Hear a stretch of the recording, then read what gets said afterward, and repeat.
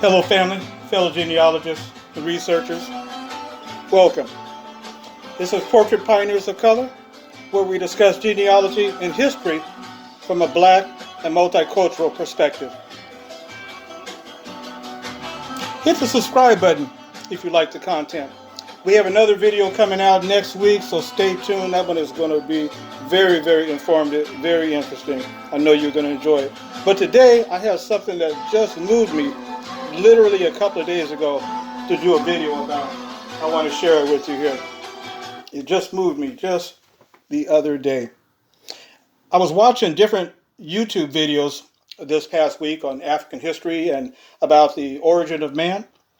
And a couple of the videos that they were talking about was about a biblical reference to Africa in the book of Genesis, chapter 2 and verse 13.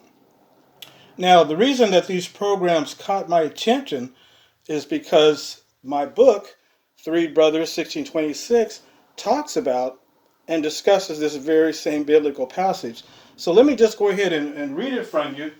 I have my translation here that I like to refer to. And let me just read this passage to you. This is what they were discussing on a couple of these videos here over the past weekend. And it just happened to catch my attention because chapter 1 in my current book, Three Brothers, 1626, I talk about that very same verse. So check this out, friends. This is Genesis chapter 2, verse 13, which reads, if I can get my glasses.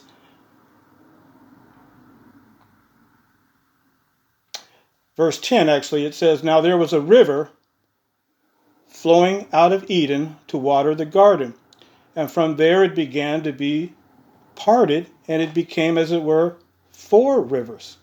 The first one is Pishon. It is the one encircling the entire land of Havilah, where there is gold, and the gold of that land is good. And the name of the second river is Gihon. It is the one encircling the entire land of Cush." And that's verse 13. That's what caught my attention there. So, friends, I said to myself, why is it that they mentioned the land of Cush? It was very interesting. But the way they read it, from the translation that they were reading from, it said the land of Ethiopia. And so I said to myself, why do some translations say the land of Cush, while others say the land of Ethiopia? That's what I was asking myself when I started writing my book last year, with the context of the origin of man and where did man begin. Now we know that mankind began in the cradle of civilization, the Mesopotamia, which includes Africa. And we're going to get into that in a minute. As far as the borders of Africa, are they the same today as they were millenniums ago? Okay. So I began to ask myself that question: why does one translation, or some, say the land of Cush, others say the land of Ethiopia? So let me explain to you why that particular passage reads differently in some Bible translations. Really, they're talking about the same thing. There's just a little subtle difference, but basically the same. Okay, now, we know that Moses, he was the writer of the book of Genesis. Moses wrote that book in Hebrew, the Hebrew language. In fact, the whole Old Testament had been written in Hebrew and in some Aramaic language as well. And of course, Moses wrote Genesis during the time that the Israelites were in the wilderness. Remember, they had just escaped Egypt by crossing the Red Sea and all the 10 plagues that went upon Egypt and so on and so forth. So that was the time when Moses wrote down the book of Genesis, when they had just escaped out of Egypt, crossed the Red Sea, and now they were in the wilderness heading to the promised land.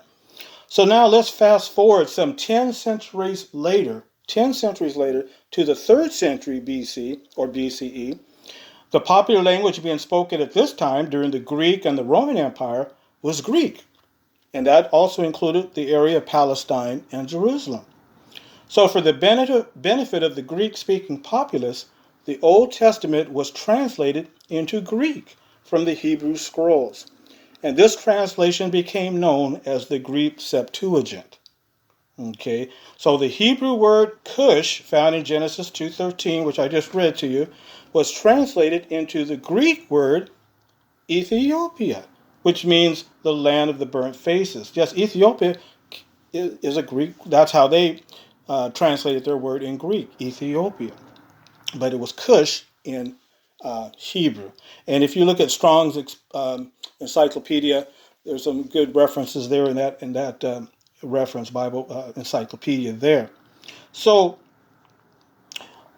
other Bible versions which would use the Greek Septuagint as their main source text, such as the King James Version, they would also translate Genesis 2:13 the same way, the land of Ethiopia.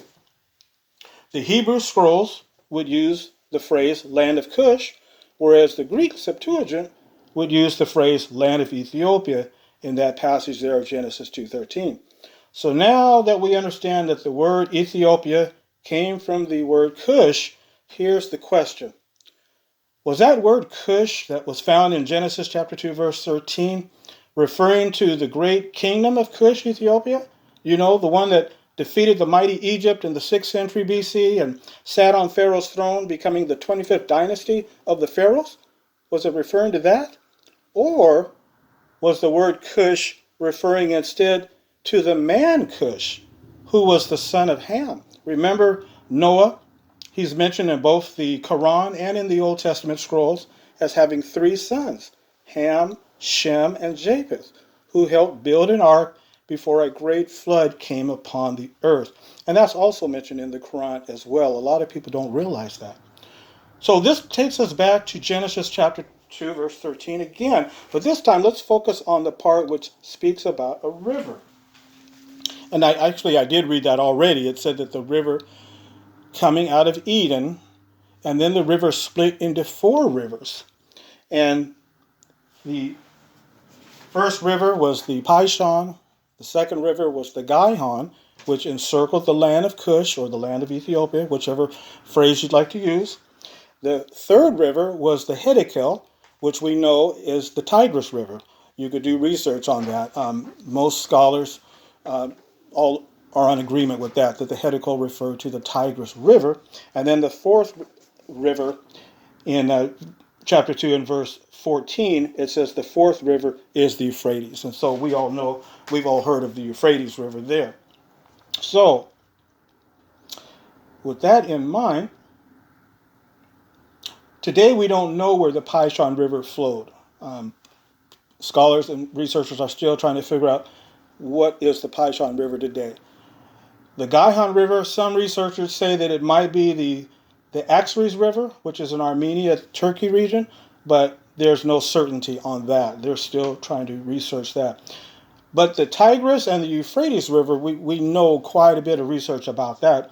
And those rivers run very close to each other when you look on a map of Armenia in that area of Turkey region. Those 2 rivers run very close to each other. In fact, several scholars and professional researchers think that at one time, both rivers may have been one river. Isn't that interesting? But guess where is the source of these rivers? Where do these rivers begin? In Armenia, right near Mount Ararat and Mount Judy. Isn't that interesting, in the mountainous region there? So the land of Cush refers to Cush's territory. Cush was the son of Ham and the grandson of Noah. This territory later became Africa.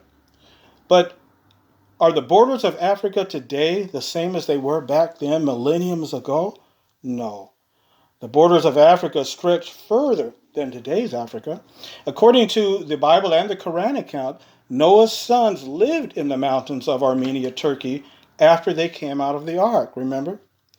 And then after that, they started their migration to different areas.